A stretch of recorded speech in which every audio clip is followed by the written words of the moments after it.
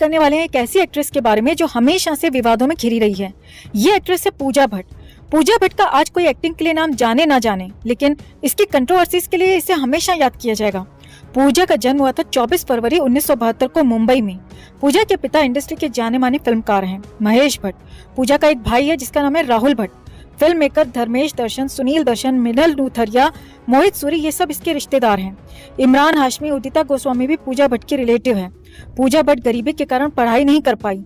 इसका फादर महेश भट्ट बेचारा बहुत गरीब था, तब इसे स्कूल नहीं भेज पाया, जिसके कारण पूजा ने सिर्फ क्लास 3 तक की पढ़ाई की है। क्लास 3 के बाद इसको मास्टर डिग्री दे दी गई कि आप अब घर पर आराम करें, क्योंकि ये मैडम महेश भट्ट की औलाद है, शुरू से ही एक्टिंग के फील्ड में जाना चाहती थी। यही कारण था कि 12 वर्ष की एज में ही पूजा भट्ट महेश भट्ट के साथ फिल्म के सेट पर रेगुलर जाने लगी थी।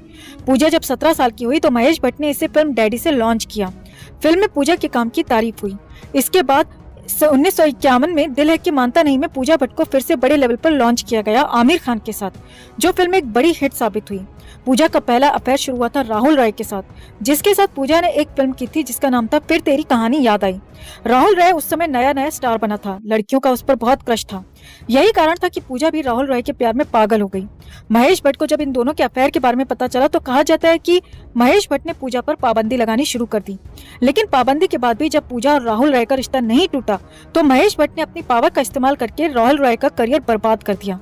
इधर राहुल रॉय का करियर ढलान पर आया तो उधर पूजा भट्ट ने उससे अपना रिश्ता ही खत्म कर लिया। राहुल रॉय से रिश्ता टूटने के बाद पूजा की नजदीकियों की चर्चा हुई मिथुन चक्रवर्ती के साथ। दरअसल मिथुन और पूजा भट्ट ने एक फिल्म में साथ में काम किया था। फिल्म का नाम था तड़ी पार। इसी फिल्म के दौरान मिथुन और पूजा के बीच संबंधों की चर्चा होनी शुरू हो गई थी। हालांकि मिथुन उस समय शादीशुदा था और महेश ने इसी बात का फायदा उठाकर इन दोनों का रिश्ता भी तोड़वा दिया। दरअसल महेश भट्ट को जब पता चला कि मिथुन और पूजा के बीच में कुछ खिचड़ी पक रही है तो महेश ने मिथुन की वाइफ योगिता बाली से गुपचुप मुलाकात की और उसे मिथुन और पूजा के रिश्ते के बारे में बता दिया। इसके बाद मिथुन की वाइफ ने मिथुन की नाक में नकेल डाली तो पूजा का मिथुन संग रिश्ता टूट गया। महेश भट्ट कभी चाहता ही नहीं था कि उसकी बेटी का किसी और के साथ रिश्ता बने, इसीलिए जब भी पूजा किसी से रिश्ता बनाती तो महेश भट्ट तिकड़मबाजी करके दोनों का रिश्ता तोड़वा देता। इधर बात अगर पूजा के करियर की जाए तो पूजा ने अपने करियर में कई बेहतरीन फिल्में तो दी, लेकिन ये साल में 2 साल में एक ही बार आती थी। सड़क, जानम, जुनून, सर, चाहत ये कुछ ऐसी फिल्में थी जो पूजा की एक्टिंग के लिए आज भी जानी जाती हैं। मिथुन से रिश्ते के बाद पूजा की लाइफ में आया आदित्य पंचोली।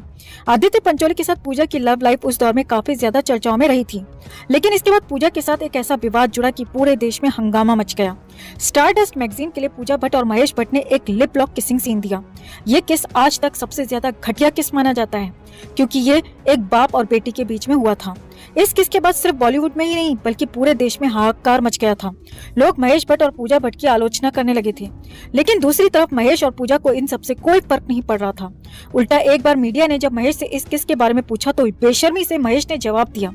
इस किस में बुराई क्या थी? महेश ने आगे कहा कि पूजा अगर उसकी बेटी नहीं होती तो वो उससे शादी कर लेता। इसके कई साल बाद तक मीडिया में यही चर्चा होती थी कि पूजा भट्ट महेश भट्ट के साथ रिलेशनशिप में है। एक बाप और बेटी एक दूसरे के साथ रिलेशनशिप में थे और किसी ने भी इन दोनों के खिलाफ न आवाज उठाई, न बॉलीवुड में किसी ने इन दोनों को बॉयकॉट किया। उल्टा महेश और पूजा भट्ट को इंडस्ट्री में आज भी इज्जतदार लोगों में गिना जाता है। इसके कई साल बाद पूजा का नाम जुड़ा बॉबी देओल के साथ। बॉबी और पूजा एक साथ कई फिल्मी पार्टीज में दिखाई देने लगे थे, कई इवेंट्स में दिखाई देने लगे थे। कहा तो ये भी जाता है कि पूजा बॉबी देओल के साथ शादी करना चाहती थी, लेकिन उस समय बॉबी देओल की किस्मत अच्छी थी जो उसने अपना सारा ध्यान पूजा से हटाकर अपने करियर पर दिया, क्योंकि उस समय बॉबी देओल का करियर अच्छा चल रहा था। बॉबी की तरफ से ज्यादा अटेंशन ना मिलती थी, पूजा भी इस रिश्ते से पीछे हटती चली गई और इस तरह इन दोनों का रिलेशन टूट गया। वहीं बात अगर करियर की जाए तो महेश भट्ट ने पूजा को अपनी बेटी नहीं अपनी प्रॉपर्टी समझ लिया था। पूजा सिर्फ उन्हीं फिल्मों में काम करती जिसे महेश भट्ट बनाता या जिसमें महेश भट्ट प्रोड्यूसर होता या डायरेक्टर होता। हालांकि कुछ फिल्में पूजा भट्ट ने बाहर के बैनर की भी की हैं, लेकिन अपने पूरे करियर में 90% फिल्में उसने अपने पिता महेश भट्ट की हैं। 1997-1998 के बाद पूजा का करियर ढलान पर जाने लगा था। 98 में कभी न कभी अंगारे और जख्म जैसी फिल्में तो दी, लेकिन सारी की सारी फ्लॉप। इनमें से जख्म मूवी जो थी वो हिट थी, लेकिन इसमें पूजा का रोल सपोर्टिंग रोल था, बहुत छोटा रोल था, वो लीड रोल में नहीं थी। बॉबी देओल के बाद पूजा का नाम जुड़ा रणवीर शौरी के साथ। पूजा और रणवीर का रिलेशन कई सालों तक चला था। लेकिन इन दोनों के रिलेशन में सबसे ज्यादा चर्चा प्यार की नहीं बल्कि लड़ाई झगड़े की होती थी। इस रिलेशन का एंड भी बहुत ज्यादा विवादों में रहा था। दरअसल पूजा ने अपने ब्रेकअप के दौरान रणवीर शौरी पर आरोप लगाया था कि रणवीर शराब पीकर उसकी पिटाई करता था। दूसरी तरफ रणवीर ने भी पूजा पर आरोप लगाया कि पूजा उसे धमकियां देती थी और अंडरवर्ल्ड के नाम से डराती थी। इन दोनों की लड़ाई और ब्रेकअप उस दौरान मीडिया की सुर्खियां बना रहता था।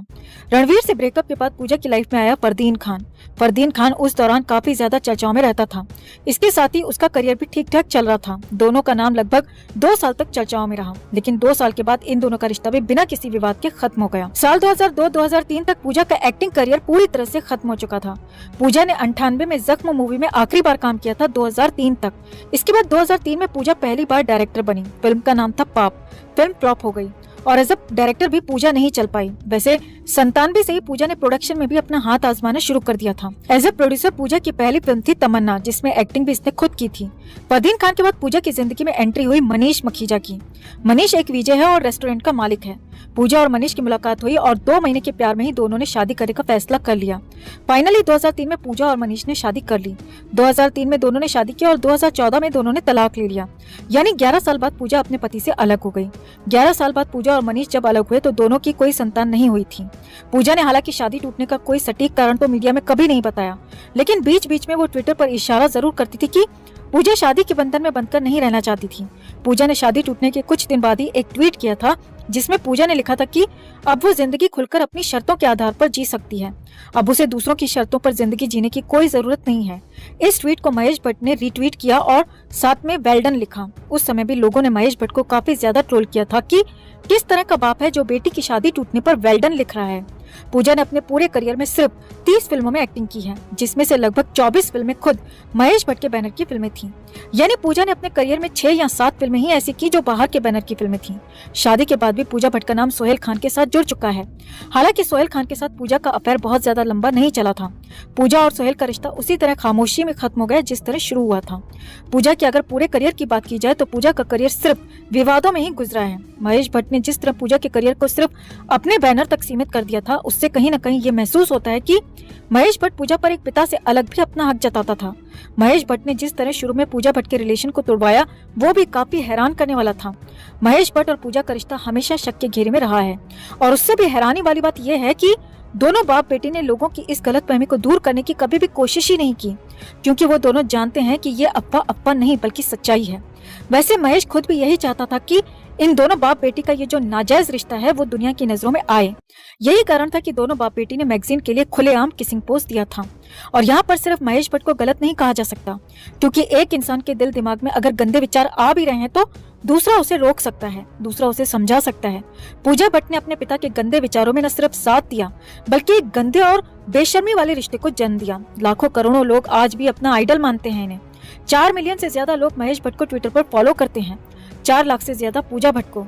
ये लाखों करोड़ों लोग क्या सीखेंगे इनसे दोस्तों, कि बाप और बेटी इस तरह का गंदा काम कर सकते हैं। मैच्योर लोगों पर इन बॉलीवुड या भांडों का शायद कोई असर ना हो, लेकिन जो टीनेजर्स हैं, जो बच्चे हैं, वो इन लोगों को फॉलो करते हैं, इनसे सीखते हैं और इनके जैसा बनना चाहते हैं। आज जरूरत है हमें आने वाली नस्लों को सही रास्ता दिखाने की। हमारे साथ इस मुहिम का हिस्सा बनिए और इस मुहिम को मजबूत बनाइए। पूजा भट्ट और महेश भट्ट के इस रिश्ते पर आप क्या सोचते हैं? कमेंट में आप भी अपनी बात, अपनी राय जरूर रखें। वीडियो को लाइक और शेयर कर अपना प्यार और सपोर्ट जरूर दिखाएं। कमेंट में इस बाप बेटी के रिश्ते को लेकर अपनी राय, अपनी बात जरूर रखें। चैनल के साथ जुड़कर हमारी आवाज बने।